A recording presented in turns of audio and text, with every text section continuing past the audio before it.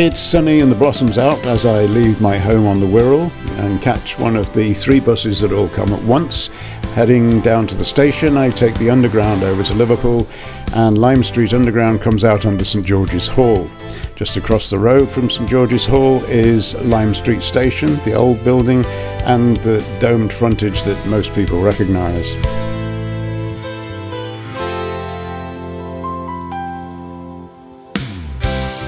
While standing on the steps at St George's Hall, if I look over to the right, I can see the Liver buildings in the distance down at the pier head, and if I look down, I'm looking on the Queen Square bus station. There are also some very pleasant gardens behind St George's Hall. Today we are taking a train trip to the Roman city of York to visit the Railway Museum.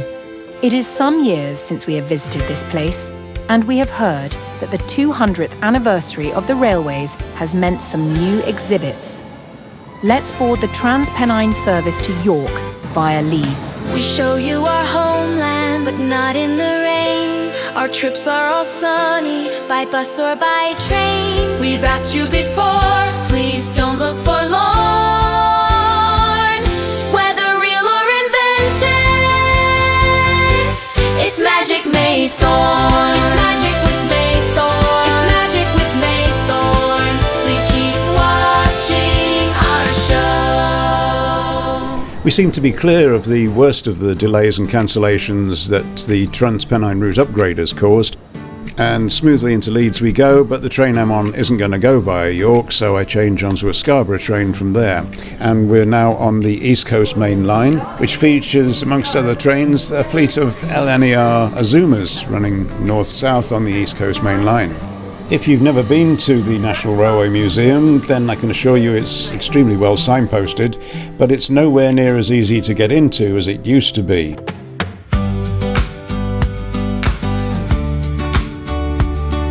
If you look at the map and see where the railway line is, and see that the "You Are Here" is right by the Great Hall, you might think you can get in right there.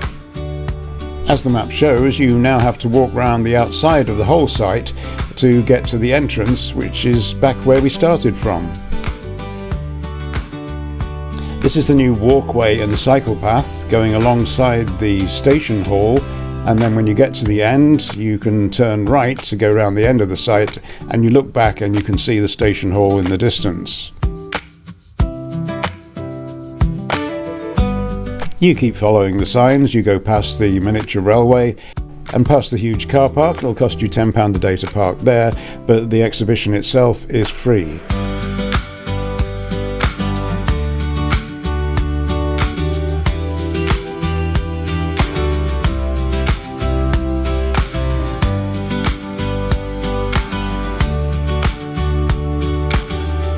Once you get through into the Grand Hall, you can go out onto the veranda and look across to the railway station, seeing just how close it is considering how far you've just walked.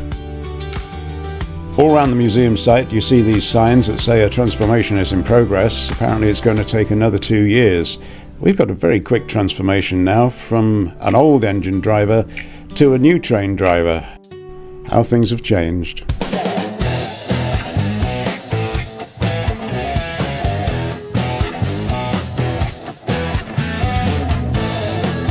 2 centuries ago, the first trains rumbled into the world and changed it forever.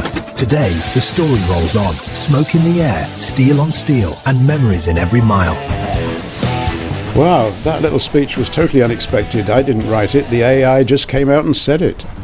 As we enter the main hall of the museum, we see the gates from Euston Station, extremely well preserved, but then I have to say that everything in this museum is so wonderfully shiny and new that it's hard to imagine that it's actually 50, 60, 100 or whatever years old.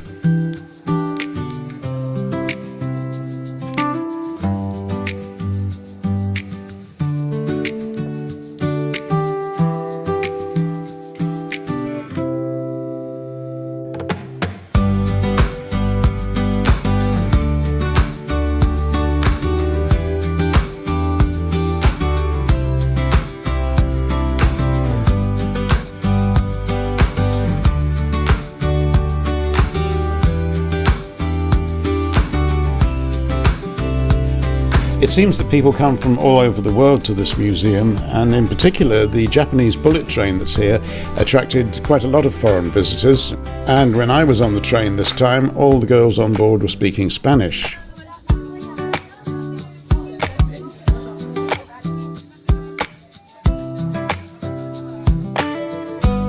During our tour today, we see the technology-packed Eurostar in its natural habitat. There's a cross-section of the Channel Tunnel, and of course one of the machines there as well. There's all these iconic engines, including the Mallard, the Duchess of Hamilton, and an Intercity 125. The Great Hall was originally engine shed number 4. There were 9 in York. It was built in 1877, and it was used to house and prepare steam locomotives for the main line. But in April 1942, along with York Station, it was badly damaged in a German air raid. This hall was repaired, but many of the 9 weren't quite so lucky. I had a quick browse around the souvenir shop, and then I spotted a cafe in the distance, so I headed in that general direction, but of course there was a lot more to see before I got my cup of coffee.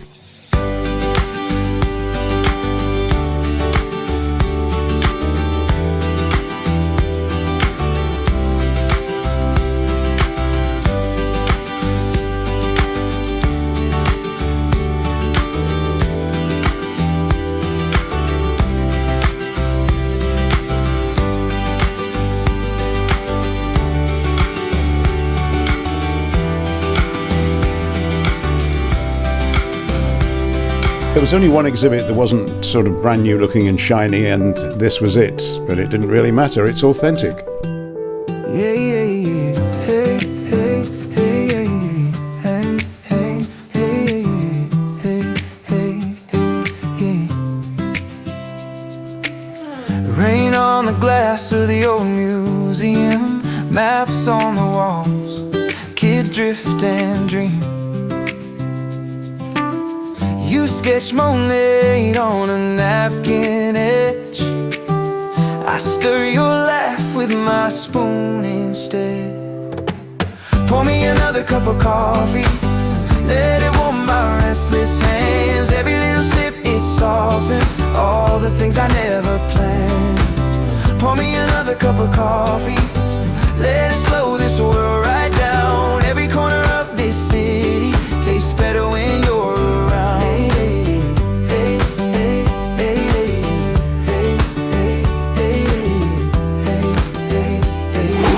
This was my whole life.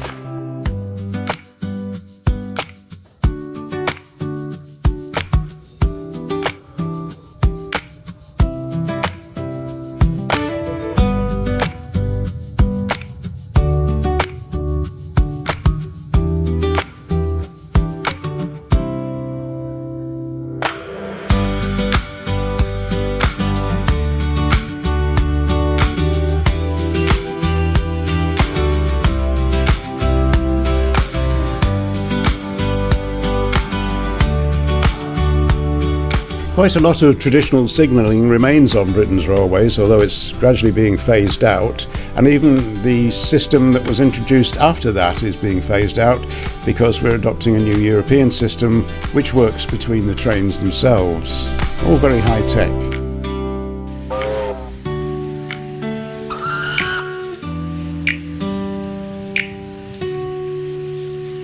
As you can see, this coupling mechanism allows the carriages to link securely. Quite ingenious, what? Indeed, it looks terribly heavy.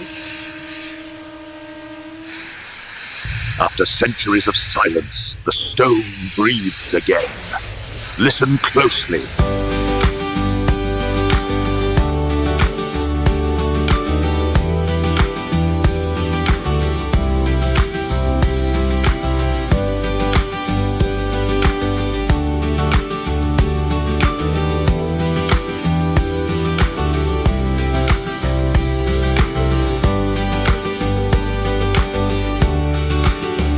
Well, this is quite a train set. I don't think I'll ever have anything like this. This layout is actually bigger than our entire flat. Never mind, it's not going to happen. I'll go and visit other people's, and in the meantime, I'll put the kettle on. Pour me another cup of coffee, let it warm my restless hands. Every little sip, it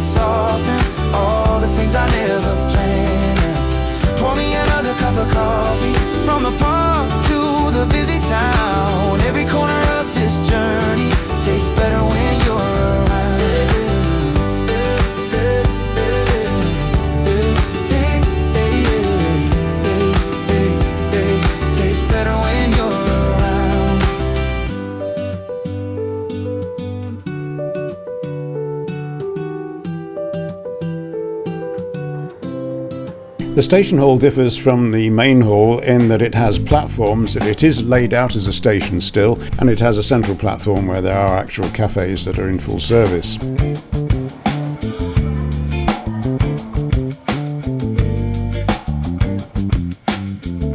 The advantage of having trains in the station hall at platform level is that you can see into them. So there are various things to be looked at here. Some of the Royal trains are here, not always lit inside, but you can peer in and you can get an idea of what they were like. Some of them are apparently open on certain days. You can see into what was actually a Royal Mail sorting office, which used to move between cities with the people sorting as they went. And there are special nets to catch mail bags on the outside, so they didn't have to stop. There is also what you might call a restaurant car, which serves afternoon teas at certain times on certain days. And although there was no food on offer when I was there, you could see the tables were all laid out ready.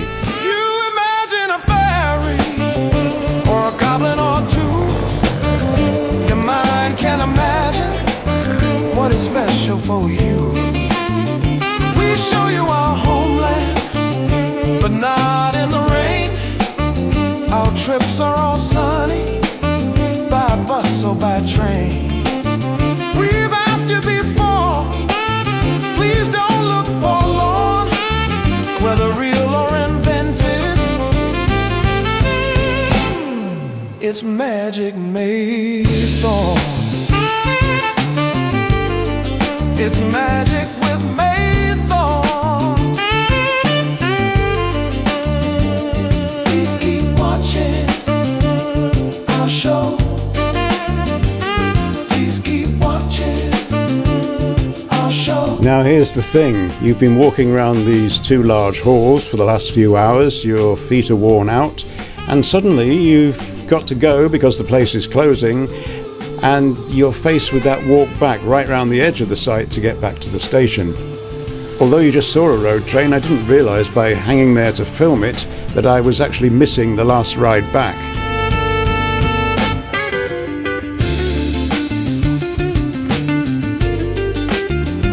Had a few hours to spare when I got back into town, so I had the choice of taking a bus ride, a ghost bus ride in fact. This old route master would take me on that. But it was tea time and I wanted to go and get a meal, so I headed straight into the city and found the nearest Wetherspoon. Back at York Station and waiting for my Transpennine train home, I spotted this Grand Central going north up towards Scotland.